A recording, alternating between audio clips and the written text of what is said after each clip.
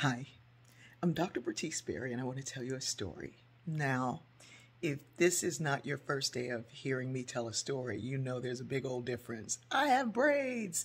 Yesterday I sat down and I started braiding my hair. Still have a few rows I want to do in the back. And then I've got to shorten all of this and make it a little bob and tie it up and wear it and la la la. Anyway, I have been braiding for eons since I was a little girl. But doing extensions and things was something that I started doing by the time I was probably, I don't know, maybe 15. And then when I went to college, I braided my way through college. My friend Rhonda and I would braid hair on the weekend. Well, we would start on Friday. Actually, I think we just did it on Friday because it paid for the weekend money for all of us and our friends who were on a 5-day meal plan, which was most of us. And so braiding hair in college enabled us to eat on the weekends. I braided hair in graduate school, but I didn't charge anybody. I was braiding young girls, and I would always talk to them and tell them how beautiful they were, how beautiful their natural hair was, how amazing they were.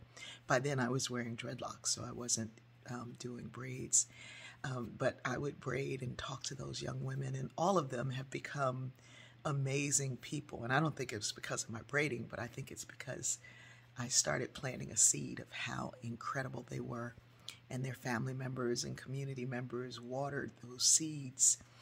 Braiding is a wonderful gift, and not everybody can do it. I mean, a lot of people can, but and they don't do it well. But those who do it exceptionally well, and I'm not one of them, those are people who are known as braiders, and they have braideries. And until recently, people would go through, the Licensing Bureau wanted to shut down all the braideries because they didn't have a license to do hair.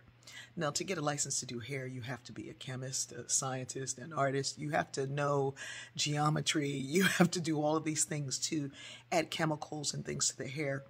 But braiders were not adding chemicals to the hair. They were just adding extensions to someone's hair.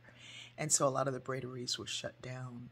A woman named Karima, who works for Saloncentric, which is a division of L'Oreal, went in and led a fight to change that, to give them a license just for braiding and not for doing all these other things.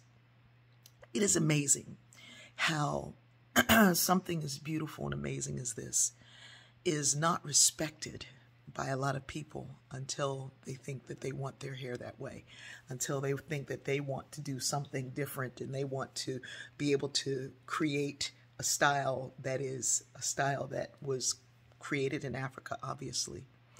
And not giving value to a thing until that thing is a thing that we can make some money off of or claim as our own. There were some people, I stopped braiding for a reason, because there were some people who they would ask for their hair to be braided, and braiding takes hours and hours and hours, and depending on the texture of the hair and the size of the head, sometimes it could take days.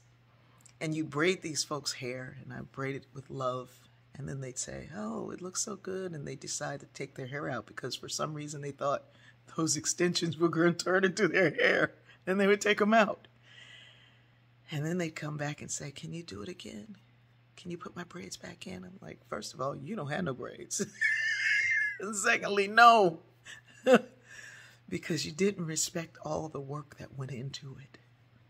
I wish that we could respect the art of all artists.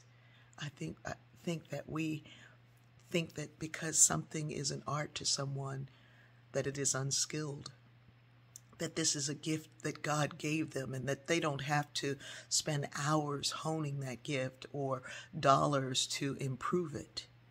I wish we respected all braiders everywhere, and every artist and everyone who puts paint to a canvas or sculpts a piece of clay. I wish that we could see into the beyond and know that it is the artists who keep our voice, who keep our legacy, who keep our story. I don't know where I got to this or how I got to this, but I know yesterday when I was braiding my hair, I was like, somebody should be paying me for doing my hair.